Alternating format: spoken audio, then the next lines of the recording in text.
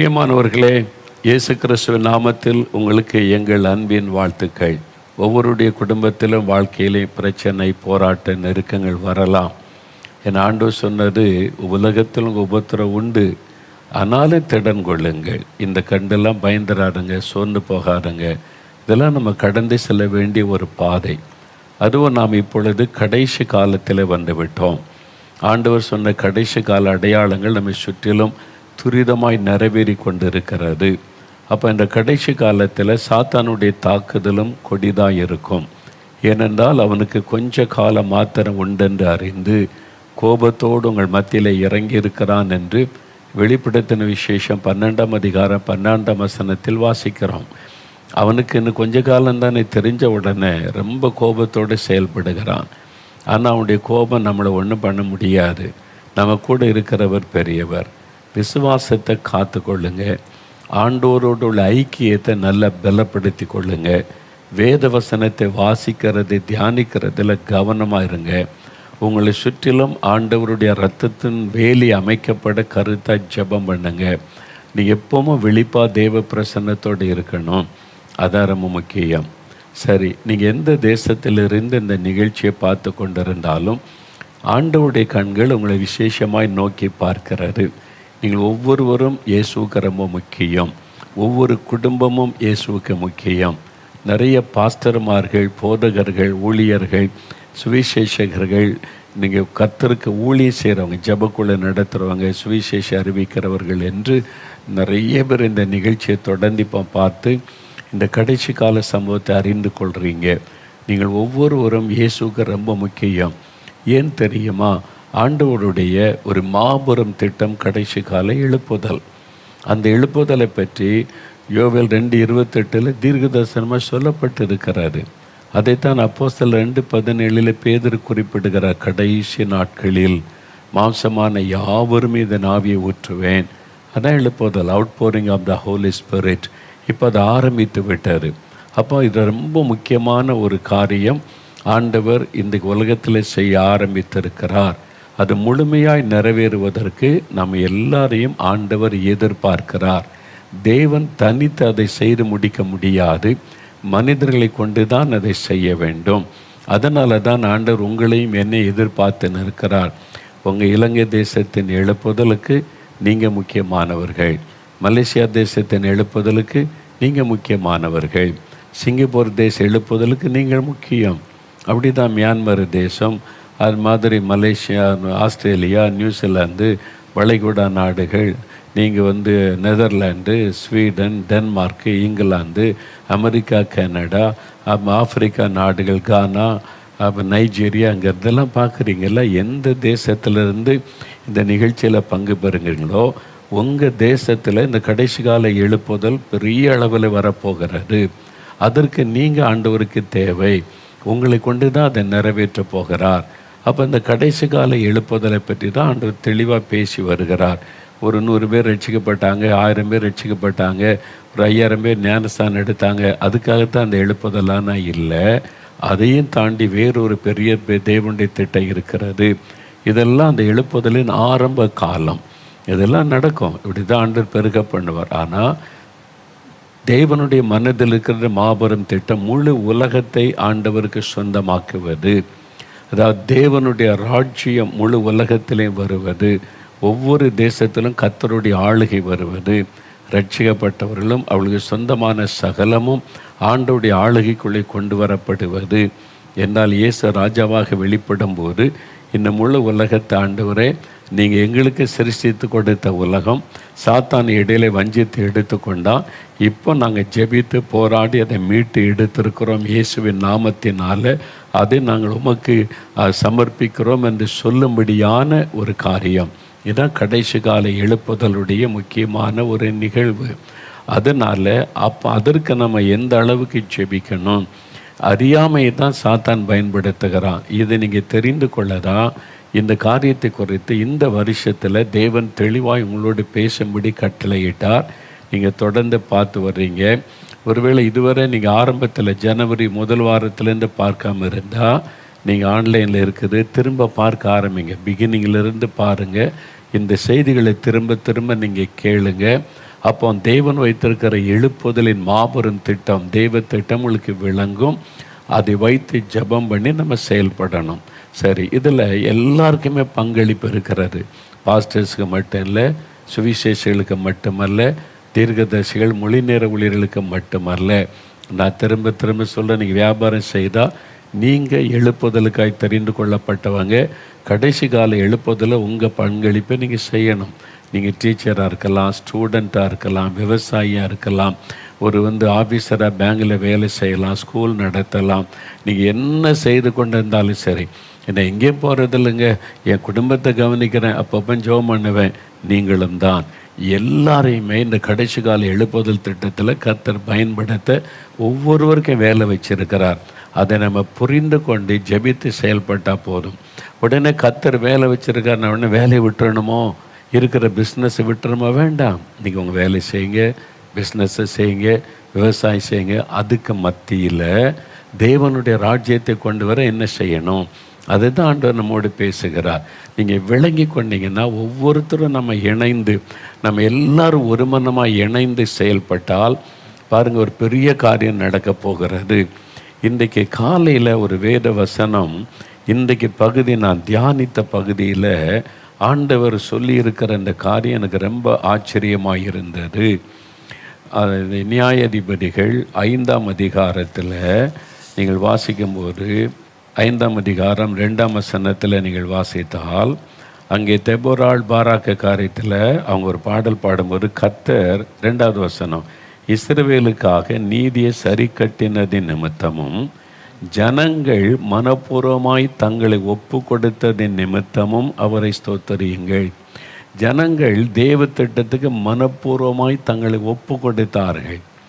ஆண்டவர் எழுப்பினது தெபோராளையும் பாராக்கையும், அதில் 10,000 பேரை எழுப்பி யுத்தம் பண்ண சொன்னார். ஆனால் தேசத்தில் இருக்கிற ஜனங்கள் எல்லாரும் இந்த தேவ திட்டத்துக்கு மனப்பூர்வமாய் தங்களை ஒப்பு கொடுத்தார்கள். 9ஆம் வசனம் பாருங்கள், நியாயாதிபதிகள் 5:9, ஜனங்களுக்குள்ளே தங்களை மனப்பூர்வமாய் ஒப்பு கொடுத்த இஸ்ரவேலின் அதிபதிகளை என் இருதயம் நாடுகிறது, கர்த்தரை துதியுங்கள். அப்போது தேவ திட்டத்திற்கு மனப்பூர்வமாய் தங்களை ஒப்பு கொடுத்தார்கள். இந்த வசனம் நாம் ஒப்பு கொடுத்தா போதும், தேவன் அவருடைய திட்டத்தை நம்மை கொண்டு செய்வார். அப்போ ஏன் ஆண்டவர் இதெல்லாம் உங்கள்கிட்ட பேசுகிறார் என்றால், தேவனுடைய மனதில் இருக்கிற பெரிய ஏக்கமும் பெருமூச்சும் அவருடைய திட்டமும் இந்த எழுப்புதல் தான். அதை தீவிரமாக கொண்டு இன்னும் நமக்கு அதிக காலம் இல்லை.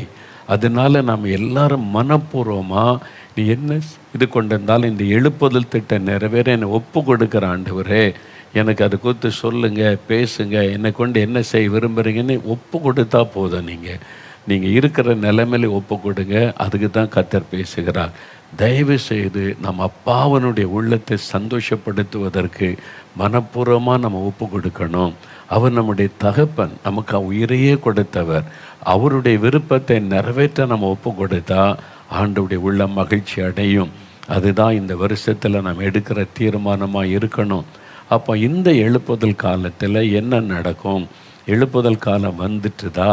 இது எழுப்புதல் காலம் எப்படி நம்ம கணிப்பது? இப்போ நான் என்ன செய்யணும்? அதை குறித்து தான் தொடர்ச்சியாக பேச போகிறோம். பாருங்க, பொதுவாக கர்த்தர் தன்னுடைய இருதயத்தில் இருக்கிறதை தன்னுடைய தீர்க்கதரிசிகள் மூலமாக தான் வெளிப்படுத்தி காண்பிப்பார். பழைய ஏற்பாட்டு காலத்தில் சரி, நீங்கள் சாமுவேல் தீர்க்கதரிசி, நாத்தான் தீர்க்கதரிசி, இவங்களை பல தீர்க்கதரிசிகளை பயன்படுத்தி தான் ராஜாக்களுக்கு ஆலோசனை கொடுத்து நடத்தினார். புதிய ஏற்பாட்டு காலத்திலும் தீர்க்கதரிசிகள்னு ஒரு பெரிய கூட்டம் இருந்தார்கள். அகபு என்கிற தீர்க்கதரிசி, ஒரு டீம், ஒரு தீர்க்கதரிசி குழுவாக வந்தாங்கன்னு அப்போஸ்தலர் நடவடிக்கைகளில் வாசிக்கிறோம். பவுல், பர்னபாலாம் தீர்க்கதரிசிகளாக இருந்தார்கள் என்று வேதம் சொல்லுகிறது. அப்போ அந்த தீர்க்கதரிசிகள் தான் தேவனுடைய இருதய துடிப்பை கூட அறிந்து சொல்லுகிறவர்கள். தீர்க்கதரிசனம் வரம் வேறு, தீர்க்கதரிசி வேறு. வரம் எல்லாருக்கும் கிடைக்கும். ஒரு ஸ்டூடெண்ட்டுக்கும் கிடைக்கும், ஒரு பிஸ்னஸ் மேனுக்கு கிடைக்கும். அவங்க தீர்க்கதரிசன வரம் பெறலாம். அவங்க தீர்க்கதரிசின்னு சொல்ல முடியாது, வரம் பெற்றவர்கள். ஆனால் தீர்க்கதரிசின்னா அவங்களுக்கு வேறு எந்த சிந்தையும் இருக்கக்கூடாது, உலக ஆசை இருக்கக்கூடாது, உலக பற்று இருக்கக்கூடாது. ஆண்டவரும் அவங்களும் தான். பழைய ஏற்பாட்டு காலத்தில் சரி, புதிய ஏற்பாட்டில் அப்படி தான் தீர்க்கதரிசிகள் இருந்தார்கள். அது மாதிரி உள்ளவங்க இப்போ உலக அளவில் பல தேசங்களில் அப்படி தீர்க்கதரிசிகளை கர்த்தர் வைத்திருக்கிறார். அவங்க மூலமாக தான் ஆண்டவர் பூமிக்கு தன்னுடைய செய்தியை கொண்டு வருகிறார். அதில் தான் நமக்கு ஆண்டவர் தந்திருக்கிற அருமையான சர் வின்சென்ட் செல்வகுமார் அவர்கள் ஒரு தேவனுடைய தீர்க்கதரிசி. அப்போ அவங்க நம்மோட பேசுவதே பெரிய ஆசீர்வாதம். அதில் ஒன்று உங்களுக்கு சொல்லட்டுமா? பிரதருக்கே தெரியுமா என்ன தெரியாது, 20 வருஷத்துக்கு முன்னால் தேவனுடைய கூடாரம் வர்றதுக்கு முன்னால் தேவனுடைய வீட்டில் தான் ஜெபம் நடந்து கொண்டிருந்த சமயம், ஒரு டிசம்பர் மாதம் 3 நாள் உபவாச ஜெபத்துக்கு தேவனுடைய தீர்க்கதரிசியை கர்த்தர் அனுப்பியிருந்தார். நாங்கள் ஒரு சிறு கூட்டமாக கூடி 3 நாள் உபவாசம் பண்ணி ஜெபிக்கும்போது திடீர்னு பரிசுத்த ஆவியானவர் இறங்கி தீர்க்கதரிசி மூலமாக வார்த்தை பேசுகிறார். ஒரு கருவி கண்டுபிடிக்க போகிறாங்க. மனுஷனுடைய கை அளவு தான் அது இருக்கும். எல்லார் கையிலும் அது கொடுக்கப்படும். உலகம் முழுவதிலும் அந்த கருவி எல்லார் கையிலும் கொடுக்கப்படும். அது இல்லாமல் வாழவே முடியாதென்ற சூழ்நிலை உருவாகும். அதுதான் வாழ்க்கை, அதுக்குள்ளே தான் எல்லாமே என்கிற சூழ்நிலை உருவாகும். அப்படி ஒரு கருவி வரப்போகிறது.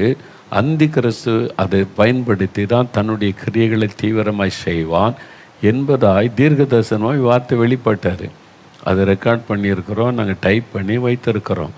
அப்போ நான் யோசித்தேன், அப்படி என்ன ஒரு கருவி மனுஷனுடைய கையில் எல்லார் கையிலும் கொடுக்கப்படும்னு சொல்லி, கிராமத்தில் இருக்கிறவங்க, படித்தவங்க, படிக்காதவங்க எல்லார் கையிலும் கொடுக்கப்படும். அது இல்லாமல் வாழ முடியாதுன்ற சூழ்நிலை வரும்னு அவர் தீர்க்க தரிசனம் 20 வருஷத்துக்கு முன்னால் வெளிப்பட்ட தீர்க்க தரிசனம் இன்றைக்கி நிறைவேறுதா?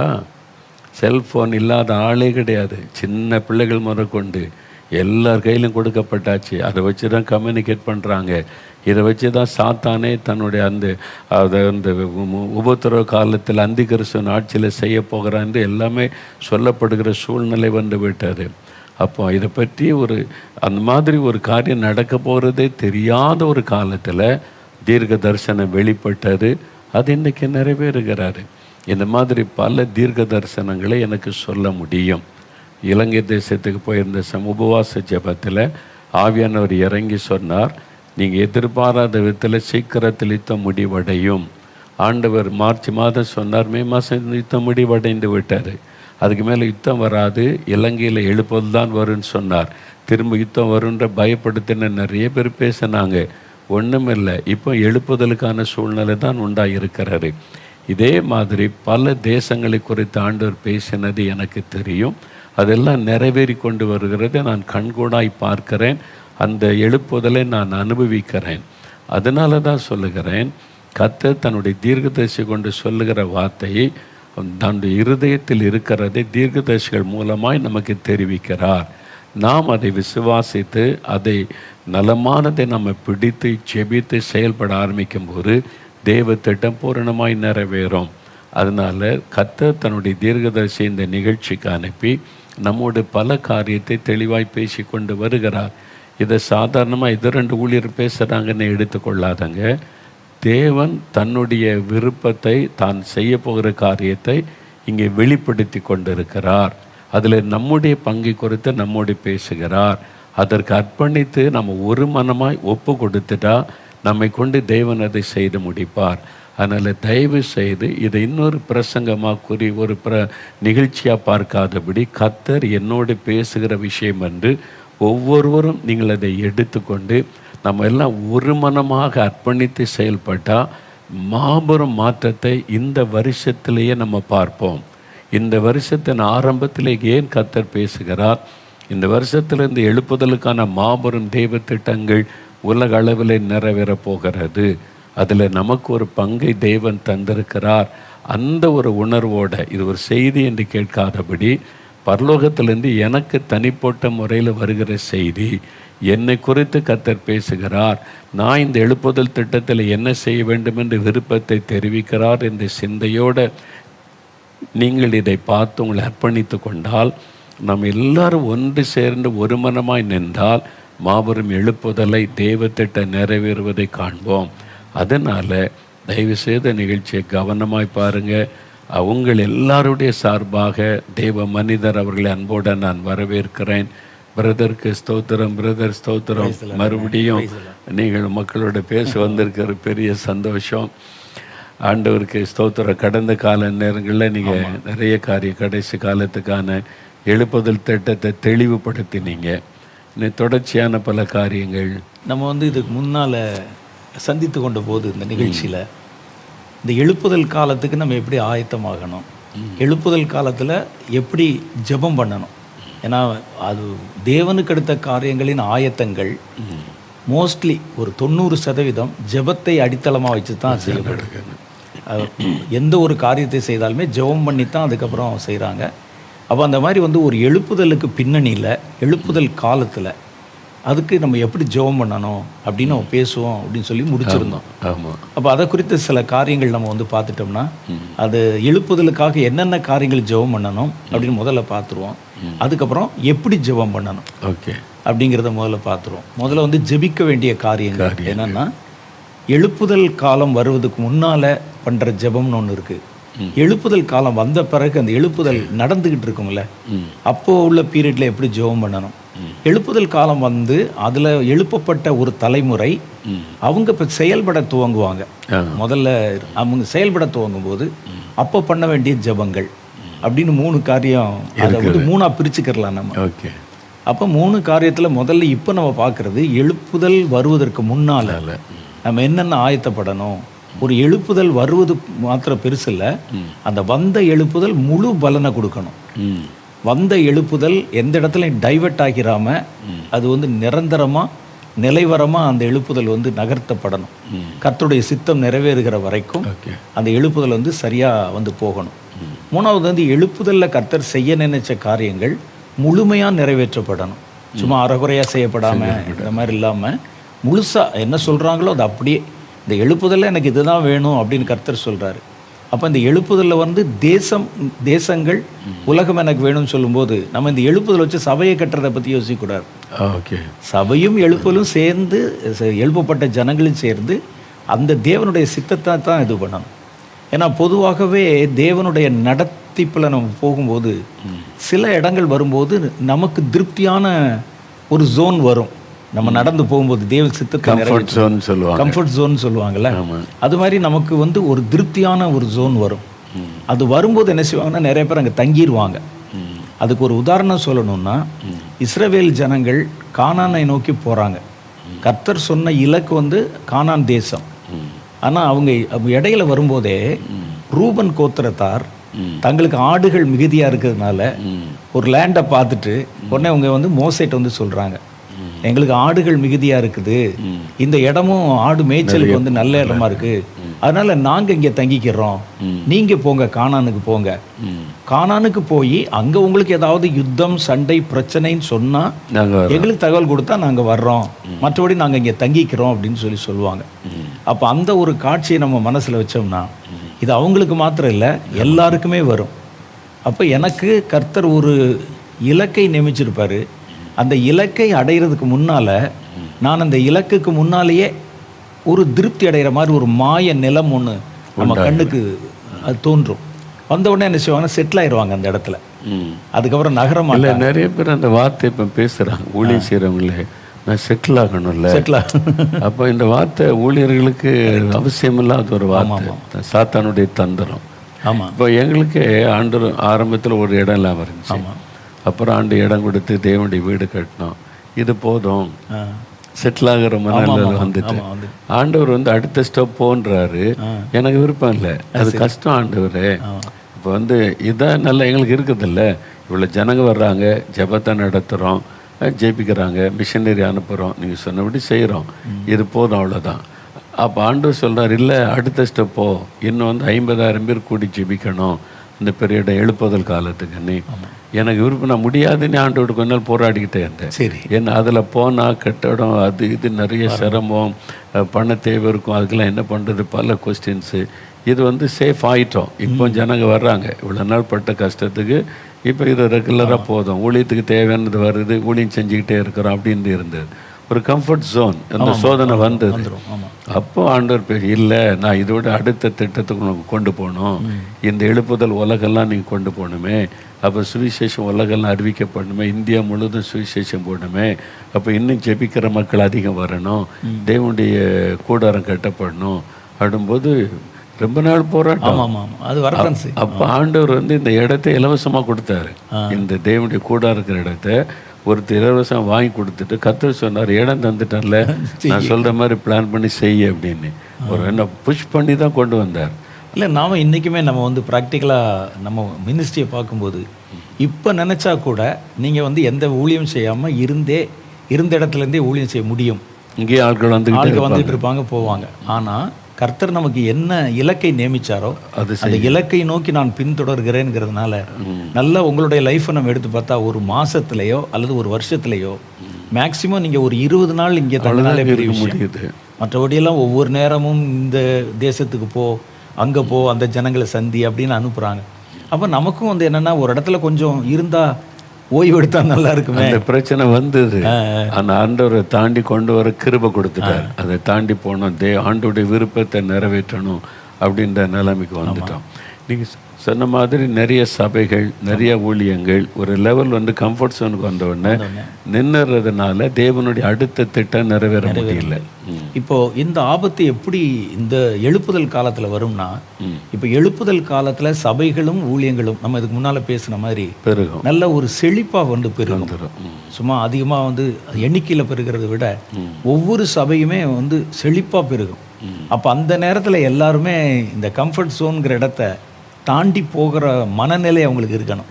இப்போ எனக்கு வந்து நிறைய ஜனங்கள் வர ஆரம்பிச்சிட்டாங்க. என் சர்ச்சில் 10,000 பேர் 20,000 பேர் இருக்காங்க, 3 சர்வீஸ் நடத்துகிறோம். இப்படியெல்லாம் பண்ணி இருக்கும்போது நமக்கு என்ன தோணுன்னா, இங்கேயே நம்ம இருந்துருவோம். அப்போ இந்த சபையில் சுவிசேஷ ஊழியம் நின்று போயிடும். அவங்க வந்து யாரும் சபையார் வந்து வெளியே போக மாட்டாங்க. ஏன்னா வர்றவங்களை இருக்கிறவங்கள தக்க வைக்கிறது மாத்திரமே பிரச்சனையாக இருக்கும். அப்போ மற்ற அடுத்த கட்டத்துக்கு நகர மாட்டாங்க. அப்போ இந்த ஒரு ஆபத்து வந்து இந்த எழுப்புதலில் வர்றதுக்கு வாய்ப்பு இருக்குது, நிறைய வாய்ப்பு இருக்குது. ஏன்னா இப்போவே நம்ம பார்க்கும்போது ஒரு சபை குறிப்பிட்டெல்லாம் வளர்ந்துச்சுன்னா போதும் பிரதர், நல்லா இருக்குது, இப்படியே நம்ம செட்டில் ஆயிடுவோம். ஒரு 4,000 பேர் இருக்காங்க நம்ம சர்ச்சில், தசமபாகம் கொடுக்குறாங்க, மற்ற சபையினுடைய செலவு, வீட்டு செலவு எல்லாத்துமே சரியாக போயிடுது, போதும், இதுக்கு மேலே எதுக்கு போய் இறங்கி உள்ளே போய் இந்த மாதிரி ஊழியம் செஞ்சு அப்படின்னு. அப்போ எப்போவுமே ஒரு மனிதன் தான் பிடிக்கப்பட்ட இலக்கை மனசில் வச்சுட்டா போதும். இந்த ரூபனுக்கு அப்படி தான் நடந்தது. அந்த ரூபன் கோத்திரத்தார் வரும்போது அவங்களுக்கு ஆடு மாடுகள் மிகுதியாக இருக்கிறதுனால அவங்க என்ன நினச்சிட்டாங்க, போதும், இதுவே வந்து கர்த்தர் சொன்ன பூமி மாதிரி தான் இருக்குது, பாலும் தேனுக்கு ஓடுகிற பூமி. கர்த்தர் வந்து மனிதர்களுக்கு சிறப்பான பூமியை சொல்கிறாரு, இவன் ஆடு மாடுகளுக்கு சிறப்பான பூமியை சொல்லிட்டு இங்கே நிற்கிறேங்கிறாங்க. அப்போ தன்னுடைய மந்தைக்கு இது சிறப்பான பூமி அப்படின்னு இந்த மாதிரி சோதனை வரும் கண்டிப்பாக காலத்தில். ஆமாம். அப்போ இதை நம்ம வந்து மீறணும் அப்படின்னா நமக்கு என்ன இலக்கு வச்சிருக்கிறாருங்கிறது வந்து எல்லாருடைய மனசில் இருக்கணும். அப்போ இந்த மாதிரி வரக்கூடிய விஷயங்கள் வந்து டைவர்ஷன் ஆகும். அந்த எழுப்புதல் வந்து மறந்து போகிற மாதிரி வரும், அல்லது எழுப்புதல் ஒரு வேளை மிரட்டப்பட்டு இது மாதிரி வந்து நிறுத்தப்படுற மாதிரி வரும். இந்த மாதிரி காரியங்கள்லாம் அந்த எழுப்புதல் காலகட்டத்தில் நடக்கக்கூடிய காரியங்கள். அப்போ அதுக்காக நம்ம எப்படி ஜெபம் பண்ணணும் அப்படின்னு வச்சுக்கிறணும். அப்புறம் எழுப்புதல் வந்து உண்டாகி அதில் ஒரு குறிப்பிட்ட தலைமுறை அவங்க தான் அதுக்கப்புறம் அந்த எழுப்புதலை டேக் ஓவர் பண்ண போகிறாங்க. நம்ம ஸ்டார்ட் பண்ணி வைப்போம், அவங்க டேக் ஓவர் பண்ணுவாங்க. நம்ம வந்து கர்த்தருடைய ரகசிய வருகையிலே எடுத்துக்கொள்ளப்பட்டுரும். அப்போ இது போகிறதுக்கு முன்னால் இவங்களுக்கு என்னென்ன தேவைப்படும் அதெல்லாம் நம்ம கற்றுக் கொடுத்து அவங்களை எப்படி வந்து உருவாக்கணும் அப்படிங்கிறதெல்லாம், அதுக்கு நம்ம எப்படி ஜெபம் பண்ணணும். இந்த 3 கட்டமாக இந்த ஜெபங்கள் வந்து பிரிக்க முடியும். அதில் முதல் கட்டமாக நம்ம வந்து பார்க்க போகிறது, நான் அந்த சில காரியங்களை சொல்கிறேன், அதை ப்ராக்டிக்கலாக எப்படி செய்யலாம்ங்கிறத நீங்கள் சொன்னீங்கன்னா இன்னும் நல்லாயிருக்கும். முதல் காரியம், எழுப்புதலில் கர்த்தரை யாரை வந்து பயன்படுத்த போகிறாருன்னு ஒரு இது இருக்குது. அவங்க மூலமாக தான் அந்த எழுப்புதலை வந்து நகர்த்துவாங்க. அப்போ ஃபஸ்ட்டு இப்போ வந்து ஒரு பழைய ஏற்பாட்டு கால எழுப்புதல் பார்த்திங்கன்னா மோசே, ஆரோன், அதுக்கப்புறம் வந்துச்சு அந்த டீம் கொஞ்சம் பெருசாகி அப்புறம் யோசுவா, காலேப் போன்றவங்க வர்றாங்க. இவங்க வந்து அந்த எழுப்புதலுடைய விதைகள், மூல ரூட்டு அப்படின்னு சொல்லுவாங்க. இவங்களை வச்சு தான் அந்த எழுப்புதலை நகர்த்துவாங்க. அப்போ அவங்க ஒன்று, அதுக்கப்புறம் அவர்களை கர்த்தர் எழுப்பின உடனே அவங்க கூட ஒரு குரூப் வந்து சேருவாங்க. அவங்க எல்லாம் சேர்ந்து தான் அந்த எழுப்புதல் வந்து பெருசாக்கி கொண்டு வருவாங்க. அப்போ இந்த ஆரம்பத்தில் வந்து எழுப்புதலுக்கு கர்த்தர் யாரை பயன்படுத்த போகிறாரோ அவர்கள் எப்படி இருக்கணும் அப்படின்னு கேட்டால், அவங்களுடைய பர்சனல் லைஃப்பில் கர்த்தருடைய அற்புதங்களை பிரத்யட்சமாக பார்த்தவங்களாகவும் உணர்ந்தவர்களாகவும் இருக்கணும். முதல்ல கர்த்தர் மோசே அழைத்த போது மோசே வந்து ஒரு பிரம்மாண்டமான ஒரு காட்சியை பார்க்குறாரு.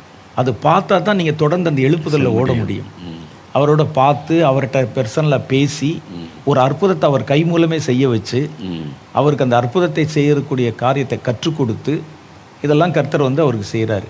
அப்போ அது மாதிரி முதல்ல இந்த எழுப்புதலுக்கு பயன்படுத்தக்கூடிய ஆட்கள் இருக்காங்கல்ல, இவங்க சும்மா சாதாரணமான ஆட்களாக பிரசங்கம் பண்ண தெரிஞ்சால் போதும், ஒரு சபை நடத்த தெரிஞ்சால் போதும்னு இல்லாமல் அவங்களுடைய பர்சனல் லைஃப்பில் கண் திறக்கப்பட்ட ஒரு அனுபவம் இருக்கணும். கண் திறக்கப்பட்ட தேவனுடைய வல்லமை வெளிப்படுத்தணும். ஆமாம், தேவனுடைய வல்லமை முதல்ல இவங்க வந்து உணரணும்.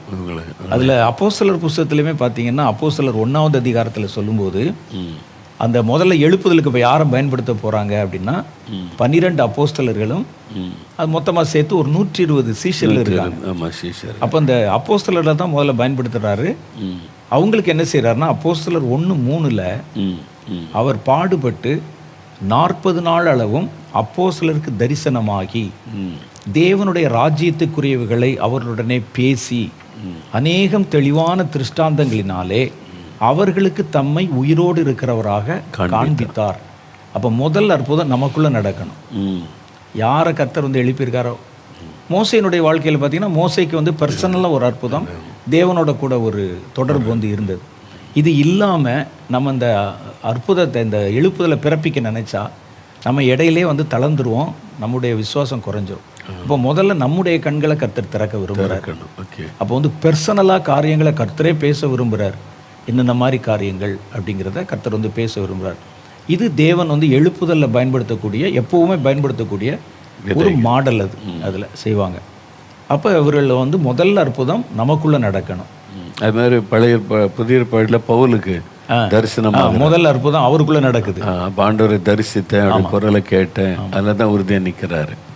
அது மாதிரி அப்போஸ்தலர்கள் எல்லாரும் இயேசு டைரெக்டாக பேசி அவங்கள அற்புதம் பிசாசு துரத்துங்க, வியாதி குணமாக்குன்னு எல்லாத்தையும் அனுபவிக்கிறாங்க. ஆமாம், ஓகே. அப்போ முதல்ல இந்த எழுப்புதல் திட்டத்தில் வந்து ஃபஸ்ட்டு முதல் திட்டத்தில் பயன்படுத்தக்கூடியவர்கள் ஒரு பர்சனல் இன்ட்ராகேஷன், ஆண்டவரோட வந்து பர்சனலாக ஒரு கனெக்டிவிட்டி, ஒரு தொடர்பு இருக்கு. நம்ம வந்து யாருக்கு வேலை செய்கிறோம், எதுக்கு வேலை செய்கிறோம் அப்படிங்கிறத அவரோட கூட ஒரு நெருங்கின தொடர்பு முதல்ல இவங்களுக்கு வந்து ஏற்படணும்.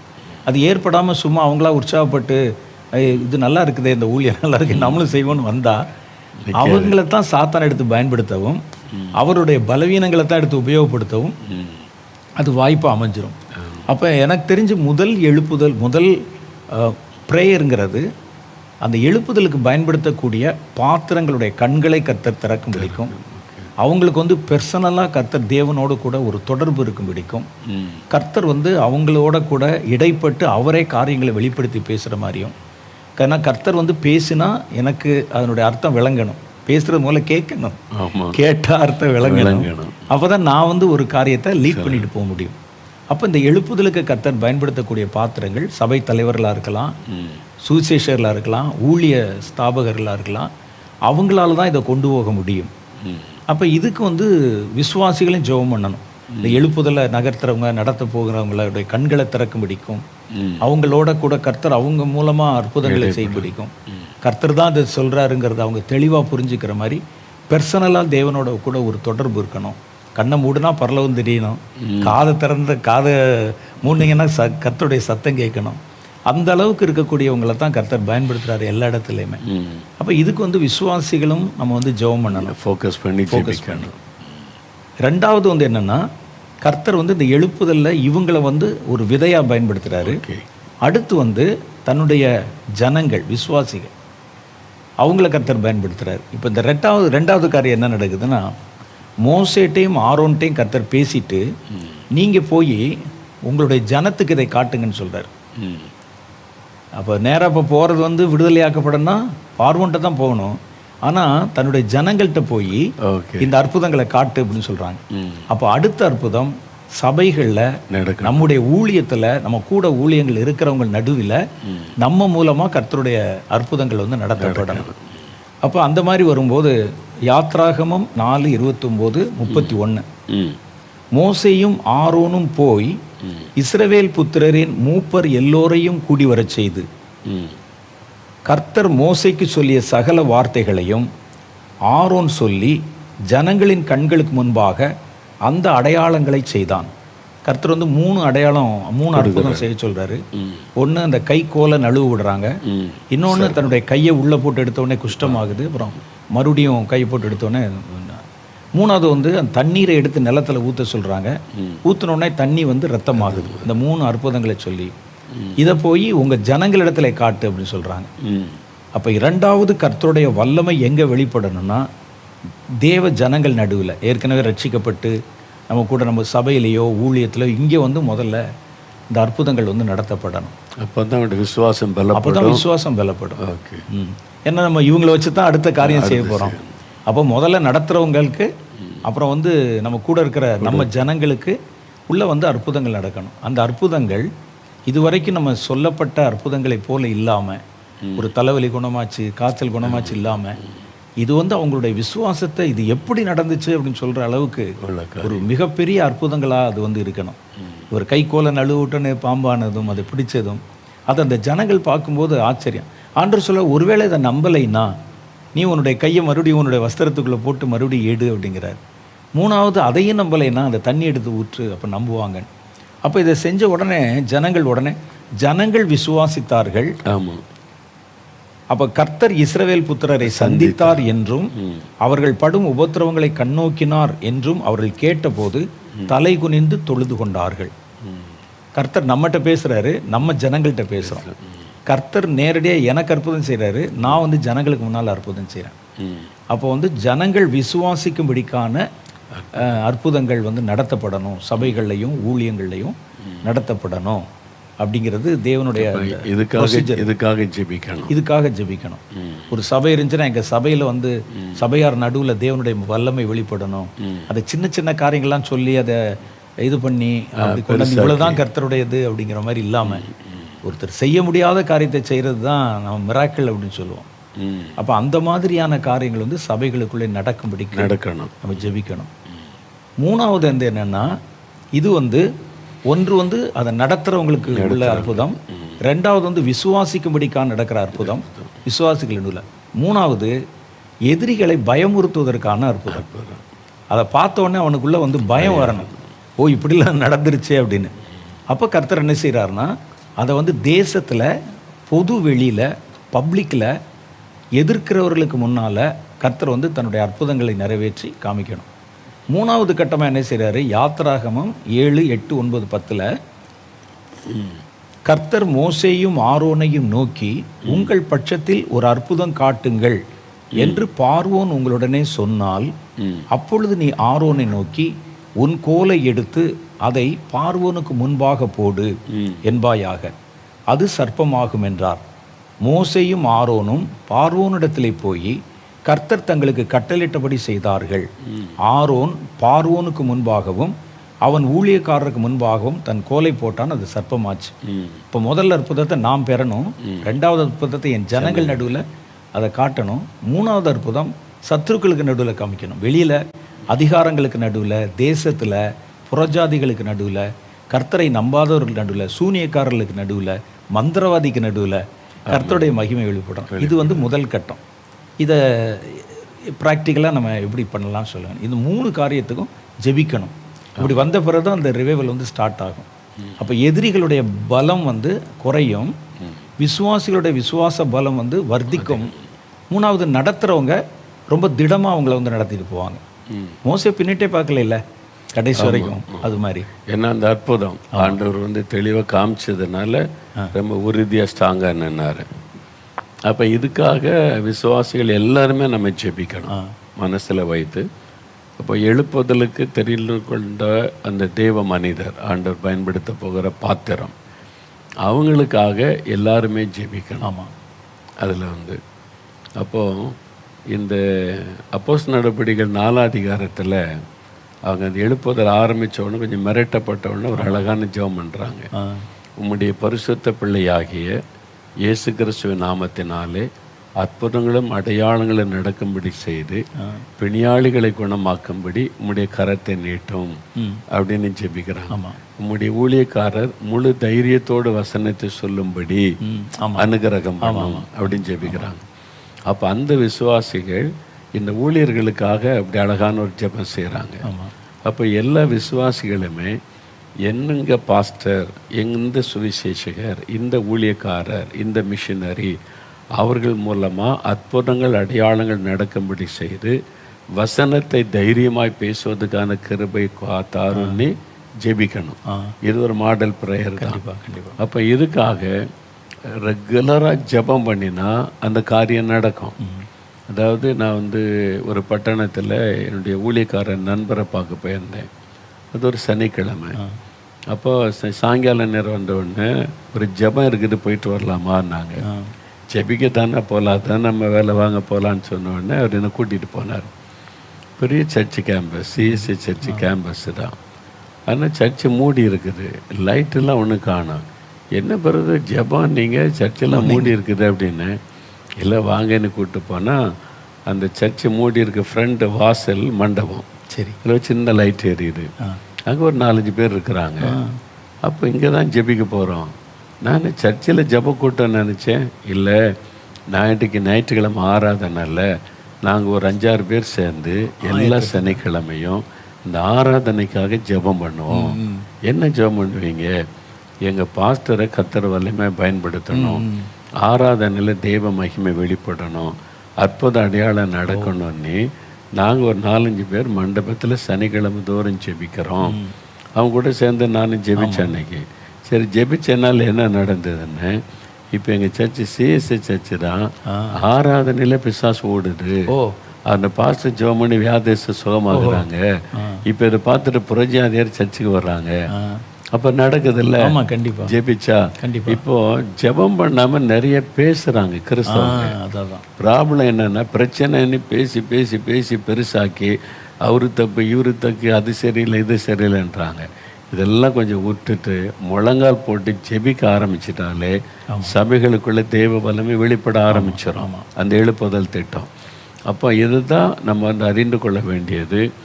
எல்லா தெய்வ பிள்ளைகளும் விசுவாசிகளும் உங்கள் சபை பாஸ்டர், உங்களுக்கு தெரிந்த ஊழியக்காரர்கள், மிஷினரிகள், அவங்க மூலமாக எழுப்புதல் திட்டம் நிறைவேற அற்புத அடையாளம் நடக்கணும். கர்த்தர் அவளுக்கு தன்னை வெளிப்படுத்தணும், அவங்க மூலமாக பெரிய காரியம் நடக்கணும்னு தவறாமல் ஜெபிக்கணும். நம்ம ஜெபித்தா நீங்கள் மாற்றத்தை கட்டாயம் பார்ப்பீங்க. முதல்ல அந்த ஊழியக்காரங்களுக்குள்ளே மாற்றம் வந்துடும். ஆமாம், இவங்க ஜெபமே மாற்றத்தை உண்டாக்கிறோம். ஆமாம், அப்போ ஜெபிக்க ஜெபிக்க கட்டாயம் இந்த காரியம் நடக்கும். முதல்ல நம்மக்கிட்ட வருகிற ஜனங்கள், கர்த்தர் கொண்டு வந்து சேர்க்குறவங்க இந்த அற்புதங்களை காண்றதுனால அவங்களோட விசுவாசம் உறுதிப்படும். அவங்கள உட்கார வச்சு சும்மா டீச்சிங் மாதிரி பேசிக்கிட்டே இருந்துட்டு அனுப்பிட்டான். அவங்க நாளைக்கு ஒரு சோதனையாக பிரச்சனையாக வரும்போது நம்ம சொல்லப்பட்டதான் கேட்டிருக்காங்க ஒழிய அவங்க பர்சனலாக எதையும் அனுபவிக்கலை. அதனால் அவருடைய விசுவாசம் ஒரு அளவில் தான் நிற்கும். அப்போ இனி இந்த எழுப்புதல் காலம் வரணும்னா முதல்ல சபை வளாகங்களுக்குள்ள கர்த்தருடைய ஜனங்களுக்குள்ள பெரிய அற்புதங்கள் நடக்கணும். இப்போ இதில் இன்னொரு காரியத்தை நான் சொல்கிறேன்.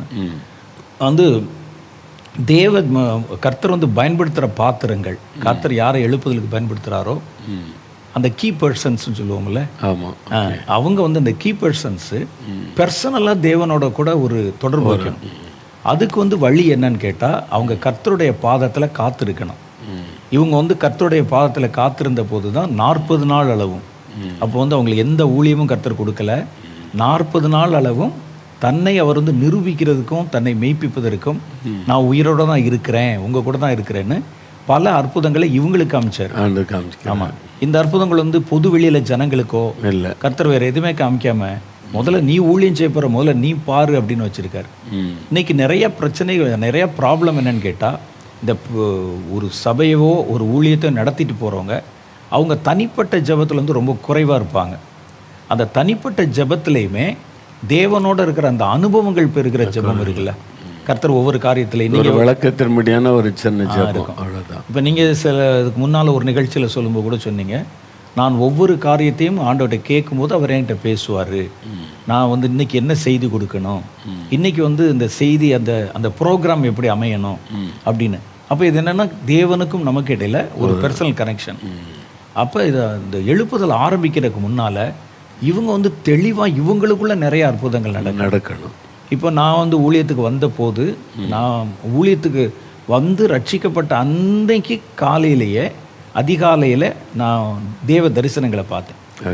நான் முதல் நாள் ராத்திரி அப்போ தான் மனம் திரும்பி ரட்சிக்கப்பட்டு ஒரு கூட்டத்துக்கு போகிறேன். ஒரு ஆல்நைட் ப்ரேயரு. ஒரு மாடியில் வந்து ஆன்லைன் நடக்குது. சும்மா ஒரு 50 பேர் இருக்கிறாங்க. அந்த ஐயா அந்த ஊழியக்காரர் வந்து அதை நடத்துகிறாரு. நான் போகும்போது கடைசியாக ஒரு சிகரெட்டை பிடிச்சிட்டு அந்த காம்பவுண்டு கிட்ட போட்டு ஆஃப் பண்ணிட்டு தான் மேலே போகிறேன். எனக்கு என்ன நடக்கும்னு தெரியாது. சொன்னாங்க, வந்திருக்கேன், அவ்வளோதான். அப்போ அவர் வந்து என்கிட்ட வந்து கேட்டார், இந்த மாதிரி உனக்கு எதுக்கு ஜெபம் பண்ணணும் அப்படின்னு கேட்டார். என்னை வந்து பிடிச்சிருக்கிற கட்டுக்கள்லேருந்து நான் விடுதலை ஆகணும். என் காதில் ஏதோ ஒரு சத்தம் கேட்டுக்கிட்டே இருக்குது, அது கர்த்தர் பேசுகிறாருன்னு தெரியாது எனக்கு அப்படின்னு சொன்னோன்னே அப்புறம் அவங்க ஜெபம் பண்ணாங்க.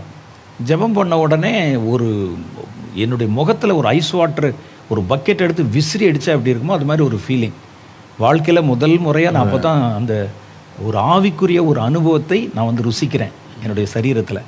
என்னடா நடக்குன்னு சொல்லிட்டு ஒரு மூச்சு திணறி முழிச்சு பார்த்தா ஒன்றும் தெரியல. ஆனால் மனசு ஃப்ரெஷ் ஆயிடுச்சு. அது எந்த குழப்பம் பிரச்சனை எதுவுமே இல்லை. அது எப்படி சொல்கிறதுன்னு தெரியல. நமக்கு ரட்சிக்கப்படுமோ நமக்கு ஒரு அனுபவம் தெரியும். அது எப்படி சொல்கிறதுன்னு தெரியல. அது முடிச்சோன்னே ரொம்ப சந்தோஷமாக இருக்குது. பாடணும் போல் இருக்குது, அப்படியே வந்து ப்ரைஸ் பண்ணணும் போல் இருக்குது, என்னவும் தெரியும். அப்படி முடிச்சுட்டு நான் வந்து காலையில் ப்ரேயர் முடியுது. நான் பாளையங்கோட்டை பஸ் ஸ்டாண்டில் சரோஜினி பார்க் இருக்கும், அந்த பார்க்கில் தான் முதல்ல உட்காந்துனேன். காலையில் வந்து பஸ் ஸ்டாண்டில் வந்து ஃபஸ்ட்டு பஸ்ஸுக்கு ராமநாதபுரத்துக்கு போகிறதுக்கு பஸ் ஸ்டாண்ட் விடியற் காலை நேரத்தில் 4 மணி 4:30 மணிக்கு வந்து அந்த தூணில் அப்படி சாஞ்சு உட்கார்ந்த அடுத்த நிமிஷம் நான் வேற ஒரு இடத்துக்கு எடுத்துக்கொள்ளப்பட்டது. நான் எங்கே இருக்கிறேன்னே தெரியல. முதல் அனுபவம். ஒப்பு கொடுத்து அந்த கர்த்தர் தொட்ட அன்னைக்கே முதல் நாள் வேற ஒரு எக்ஸ்பீரியன்ஸ் வந்து நான் என் ஆவியில் எடுத்துக்கொள்ளப்பட்டு சில நிமிஷங்கள் அங்கே வந்து நடந்த சில காட்சிகள் இதெல்லாம் பார்த்து எனக்கு அது என்னன்னே புரியல. அப்புறம் அது வந்து உண்மையிலே நடக்கிற மாதிரியே தெரியுது என்னை சுற்றி. என் கை காலெலாம் கட்டியிருக்கிறாங்க. என்னை எங்கே ஒரு இடத்துல இழுத்து கொண்டு அப்படி தலை குப்புற நான் அப்படி முகம் குப்புற கீழே விழுந்து கிடக்கேன். முன்னால் பார்த்தா ஒரு கல்லினாலான ஒரு சிங்காசனம் மாதிரி இருக்குது. தீவெட்டியெல்லாம் பக்கத்தில் வச்சுருக்கிறாங்க. அதில் ஒரு கருத்த உருவம் உள்ள ஒரு மனிதன் உட்காந்துருக்கான், சாத்தான். அப்போ உட்காந்துருக்கும் சுற்றி நிற்கிறது எல்லாமே அதே மாதிரி இருக்குது. அவங்க எல்லாம் என்ன செய்கிறாங்கன்னா என்னை வந்து நிமித்தி நிற்க வச்சுட்டு அவங்க கேட்குறாங்க, எங்களை விட்டு நீ போகணும்னு நினைக்கிறியா, நீ எங்களை விட்டு போறியா அப்படின்னு சொல்லி மிரட்டுறான். எப்படின்னா க்ளோஸ் அப்பில் வந்து அப்படி மிரட்டினோடனே எனக்கு அப்படியே முகத்தை அப்படி கீழே தொங்க போட்டிருக்கேன். எனக்கு கோபமும் எரிச்சலும் வருது. ஆமாம் போகிறேன் அப்படின்னு சொல்கிறேன். அப்போ பக்கத்தில் இருக்கவங்க பார்த்து சொல்கிறான், இனிமேல் இவன் நமக்கு உதவ மாட்டான், இவன் அடித்து நம்ம இடத்துலேருந்து வெளியே போட்டுருன்னு சொன்னோன்னே அடிக்கிறாங்க ஒரு சவுக்கு வச்சு. அது உண்மையிலே என் சரீரத்தில் விழுந்தா எப்படி இருக்குமோ அதே ஃபீலிங் எனக்கு. அவன் பேசுகிற சத்தம் எனக்கு இப்போ கூட ஞாபகம் இருக்குது. ஒரு மாதிரி எக்கோவா பயங்கரமாக அது கேட்கும்போது நேருக்கு நேர் நடக்குது அப்படியே.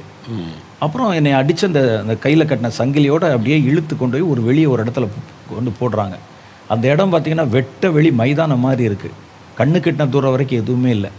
அப்போ வானத்தில் வந்து ஒரு அருகோண வடிவத்தில் அருகோண பட்டகம் மாதிரி ஒரு லைட்டு மாதிரி ஒரு வெளிச்சம், அது ஒரு சேட்டலைட் மாதிரி வச்சுங்களேன், அது அப்படியே வானத்தில் வர்ற மாதிரி தெரியுது. அங்கேருந்து மேலேருந்து ஒரு 2 பொருள் கீழே விழுகுது. அப்போ என் மனசில் அது வந்து உனக்கு உரியது, நீ போய் எடுத்துக்கன்னு. என்னால் இப்போ நிற்க முடியல, நடக்க முடியல. சரீரத்தில் அடித்து தூக்கி போட்டால் எப்படி இருக்கும் அதே மாதிரி ஃபீலிங் இருக்குது. நான் அப்படியே தவழ்ந்து அப்படியே வந்து அப்படி ஊர்ந்து தரையில் போய் 2 மேலே கை வைக்கிறேன். ஒன்று வந்து ஒரு புஸ்தகம், இன்னொன்று வந்து வெள்ளை கலரில் ஒரு ஜோடி செருப்பு அது இருக்குது. அது 2 மேலே அப்படி கை வைக்கிறேன். அப்படி முழிச்சு பார்த்தா இங்கே நிற்கேன். பார்க்கல, உடம்பெல்லாம் அப்படியே நடுங்குது. என்னன்னு தெரியல, ஏன்னா எனக்கு தரிசனம் எதுவுமே தெரியாது. ஏன்னா அது அப்படின்னு சொல்லிட்டு எனக்குள்ள அந்த ஒரு பயம். அப்புறம் வந்து மறுபடியும் ஊருக்கு வந்துட்டேன். அதுக்கப்புறம் அப்போ நான் கல்லூரியில் படிச்சுட்டு இருக்கிறேன், 3ஆவது வருஷம். எங்கள் கல்லூரியில் அதுக்கப்புறம் என்னுடைய நண்பர்கள் எல்லாம் விட்டு விலகிட்டு கிளாஸ் இல்லாத அறைகளில் ரூம்களில் நான் தனியாக போய் மத்தியானம் எங்களுக்கு கிளாஸ் இருக்காது, அதில் அந்த கிளாஸ் ரூமை மூடிக்கிட்டு அங்கே உட்காந்து ஜெபம் பண்ணுவேன். ஜெபம் பண்ண தெரியாது, புதுசு. ஆமாம், ஆண்டவர்கிட்ட அப்படியே சும்மா அப்படியே உட்காந்து இந்த பைபிள், சின்ன பைபிள் ஒன்று வச்சுருப்பேன், படிச்சுக்கிட்டு அப்படி இருக்கும். அப்பவும் ஒரு தடவை கண்கள் திறக்கப்பட்ட ஒரு தரிசனம் பார்த்து. கண்கள் திறந்துருக்கு. எங்கள் மேலே உள்ள 3ஆவது ஃப்ளோரில் உள்ள ஒரு கிளாஸ் ரூமு. அந்த கிளாஸ் ரூமில் நான் வந்து உட்காந்து அந்த ஒரு பெஞ்சு அந்த இதில் டெஸ்கில் உட்காந்து ஜெபம் இது பைபிள் படிச்சுக்கிட்டு இருக்கேன். இந்த பக்கத்தில் வந்து ஜன்னல், அந்த ஜன்னலில் வந்து யாரோ டொக்குன்னு தட்டுற மாதிரி இருந்தது. காக்கா ஏதாவது இருந்தால் கூட தட்டும். அது பார்க்குறேன். இந்த ஜன்னல் வந்து லேசாக திறக்கிற மாதிரி திறந்து ஒரு சங்கிலி, அது அப்படியே ஒரு பாம்பு வந்தால் எப்படி வருமோ அப்படி வருது. சங்கிலி அப்படி பாம்பு மாதிரியே நெளிஞ்சு வருது. இந்த பக்கத்துலேருந்து ஒரு சங்கிலி வருது. இது நான் எப்படி பார்க்குறேன்னா நேராகவே பார்க்குறேன். கண் திறந்திருக்கு. இது என்னன்னு எனக்கு புரியல. நான் அபிஷேகம் பண்ணப்பட்ட பிறகு வந்து கர்த்தரை கொஞ்ச நாள் பிறகு தான் பார்த்தேன். முதல்ல பார்த்தது முழுசு இந்த சாத்தான் காரியங்கள் தான். அப்போ இதெல்லாம் வந்து முன்னால் வந்து என்ன செய்யுதுன்னா, நான் அது இங்கே தப்பிச்சு ஓடன்னு பார்க்குறேன். என் காலை வந்து சுற்றி அப்படி கட்டுது, கையை சுற்றி கட்டுது. நான் அப்படியே வந்து மயக்கமாகிற மாதிரி ஆகிறேன். முதல்ல பார்த்த அதே விஷயம் மறுபடியும் அந்த இதில் சிங்காசனத்தில் உட்காந்து எனக்கு பயமாயிருச்சு, இது என்னமோ நடக்குதுன்னு. நான் அப்போ தான் எங்கள் ஊரில் உள்ள ஒரு சபை பாஸ்டர்கிட்ட போய் கேட்டேன், இது என்னன்னு. அவருக்கு சொல்ல தெரியல. அவர் தெரியல தம்பி, ஜெபம் பண்ணுறேன் நான், இது என்னன்னு தெரியல அப்படின்னாங்க. அதுக்கப்புறம் மூணாவது நாள் வந்து நான் என்னுடைய காலையில் அதிகாலையில் என்னுடைய பெட்டில் படுத்துட்டு கண்ணு முழிச்சிட்டேன். மூணாவது நாள் கண் முழிச்சிட்டு இப்படி கையை அப்படி வச்சு படுத்துருக்கேன். இந்த கையில் ஒரு மாதிரி குறுன்னு ஒரு இது ஏதோ என்னுடைய தோல் அப்படியே வந்து இது பண்ணுற மாதிரி இருந்துச்சு. இப்படி பார்க்குறேன், கண்ணை முழிச்சு பார்க்குறேன், தூக்கத்தில் இல்லை, முழிச்சு பார்க்குறேன். ஒரு பெரிய வண்டு, இந்த வண்டு என் சரீரத்தில் தொலைச்சிட்டு வெளியே போகுது. அப்படி பண்ணிகிட்டு இருக்கும்போது இந்த இடத்துலேருந்து இன்னொரு வண்டு, கழுத்துக்கிட்ட ஒன்று, காலுக்கிட்ட ஒன்று, அப்படியே உடம்புல இருந்து வண்டு, கருப்பு வண்டு அப்படியே வந்து வெளியே போய் அப்படியே போகும்போதே அது ஒரு மாதிரி நெருப்பு மாதிரி பட்டு அப்படியே எரிஞ்சு கீழே விழுகுது. அப்போ இதெல்லாம் வந்து ஏற்கனவே இருந்த இந்த சத்ரு தன்னுடைய கிரியைகள் உடம்பு விட்டு வெளியே போகிறத தரிசனத்தில் பார்க்கல, கண்ணை முழிச்சு நான் படுத்திருக்கும் போதே பார்க்குறேன். அப்படி ஒவ்வொன்றிலேருந்து அப்படி வெளியே வருதுன்ட்டு. அப்போ இதெல்லாம் பார்த்த உடனே எனக்கு நம்ம இது வரைக்கும் கடவுள் இல்லைன்னு சொல்லி, இந்த ஆவிக்குரிய காரியங்கள்லாம் இல்லைன்னு சொல்லி எவ்வளோ முட்டாள்தனமாக இருந்திருக்கோம் ஒரு 21-22 வயசு வரைக்கும். இதெல்லாம் உண்மையாக இருக்குன்னு சொல்லித்தான் அப்போ இனி நம்ம வந்து தேவனை நம்ம தெரிஞ்சுக்கிறணும்னு சில புஸ்தகங்கள் வாங்கி, நான் ரொம்ப படிப்பேன் எப்போவுமே இப்போ வரைக்கும். அப்போ இந்த புஸ்தகங்கள் வாங்கி படிக்கும்போது சாது சுந்தர் சிங் புஸ்தகத்தை படித்தேன். படிச்சுட்டு தான் நான் அதுக்கப்புறம் கர்த்தரை எப்படியா தரிசிச்சிடணும், நம்ம கண் திறக்கப்பட்டது சாத்தானத்தான் பார்த்துக்கிட்டு இருக்கோம். அப்போ கர்த்தரிடத்தில் காத்திருக்கல. இதில் நல்ல ஒரு சத்தியம் மக்களும் புரிந்து கொள்ளணும். ரட்சிப்புன்னா என்ன, ரட்சிக்கப்பட்ட பாமணிக்கப்பட்ட ரியல் என்னன்னா, ரட்சிக்கப்பட்ட ஆத்மா சாத்தானுடைய பிடியிலிருந்து விடுவிக்கப்பட்டு தேவனுடைய ஆளுகைக்குள்ளே வருவதுதான் ரட்சிப்பு. ஆமாம். அப்போ என் பாவம் மன்னிக்கப்பட்டு ரட்சிக்கப்பட்டேன்னு சாதாரணமாக நினைக்கக்கூடாது. இதுவரைக்கும் சாத்தானுடைய ஆளுகைக்குள்ளே அவனுடைய பிடிக்குள்ளே இருந்தேன். ஆண்டவர் கிருபையா அதிலிருந்து என்னை விடுதலையாக்கி தேவனுடைய பிள்ளையா மாற்றி இருக்கிறாரு. அதுதான் இந்த தரிசனம். அதுக்கப்புறம் நான் என்னுடைய சாட்சியில் அடிக்கடி சொல்கிற மாதிரி 7 மணி நேரம் காத்திருந்து ஜெபித்து 7வது மணி நேரத்தில் கர்த்தர் தன்னை வெளிப்படுத்தினார். நான் அதுவுமே முகமுகமாக பார்த்தேன், நேருக்கு நேராக. அது பார்க்கும்போது நான் வந்து மயக்கமாய் கீழே விழுந்து, நான் ரொம்ப எனக்குள்ளே மறுபடியும் அந்த உணர்வு திரும்ப வந்து நான் எப்படி எழும்பணும்னு சொல்லி எழும்பணும்னு தோணுது, எந்திரிக்க முடியல என்னால். கையெல்லாம் அப்படி மரத்து போன மாதிரி இருக்குது. அப்போ நான் வந்து அப்படி ரொம்ப கஷ்டப்பட்டு எழுந்திருக்கும் போது என் சரீரம் கீழே கிடக்கிறதையும் நான் நிற்கிறதையும் பார்த்தேன் அந்த இடத்துல. எனக்கு பயமாயிருச்சு. நியூ எக்ஸ்பீரியன்ஸ் என்னை மாதிரியே இருக்குது. என்னை மாதிரியே ஒரு ஆள் அப்படி நிற்குது. அப்போ முன்னால் பார்த்தீங்கன்னா ஒரு அக்கினி, நெருப்பு. அந்த நெருப்புக்குள்ளே மின்னல் மாதிரி ஒருத்தர் நிற்கிறார். அவர் வந்து கையில் ஒரு கைக்கோல் வச்சிருக்கிறாரு, அந்த ஆட்டு இடையன் மாதிரி இருக்கிறாரு. அவருடைய வஸ்திரம் எல்லாமே ஒரு மின்னலில் கோடு போட்டால் எப்படி இருக்கும், அந்த டங்ஸ்டன் இலையில பண்ணால் எப்படி இருக்கும், அது மாதிரி இருக்கிறாரு, முடி எல்லாமே. அப்போ உள்ளேருந்து பேசுகிறார். உள்ளேருந்து பேசி, உலகத்தின் முடிவு புரிந்து நான் உங்க கூட தான் இருக்கிறேங்கிறது உனக்கு தெரியாதா அப்படின்னு சொன்னோடனே நான் அப்படியே அறியாமலே என்னுடைய அந்த ஆவி வந்து முழங்கால் படிடும். என் ஆவி வந்து அசிட்டிஸ் என்னைய மாதிரியே இருக்குண்ணே, நம்ம மாதிரியே அப்படியே இருக்குது. இதே மாதிரி சரீரம் மாதிரி தான் நமக்கு தோணுது. ஆனால் சரீரம் கீழே விழுந்து கிடக்க நான் பார்த்துட்டேன், அது அப்படியே கிடக்கு கீழே. அப்போ இது வந்தோடனே அவர் பேசுகிறார். 45 மினிட்ஸ் என்னுடைய ஊழியம்னா என்ன, நான் உங்ககிட்ட இப்படி தான் பேசுவேன், இந்த மாதிரி காரியங்கள் சொல்லுவேன். ஆனால் உன்னை எப்போ நான் காட்ட சொல்கிறேனோ அது வரைக்கும் நான் உனக்கு தர மற்ற ஊழியங்களை நீ வந்து செய்யணும் அப்படின்லாம் சொல்கிறாங்க. நான் அதுக்கப்புறம் வந்து எந்த தரிசனம் பார்த்தாலும் வெளியெல்லாம் சொல்ல மாட்டேன், அதை என் மனசில் வச்சுக்கிறேன், எழுதி வச்சுருவேன்.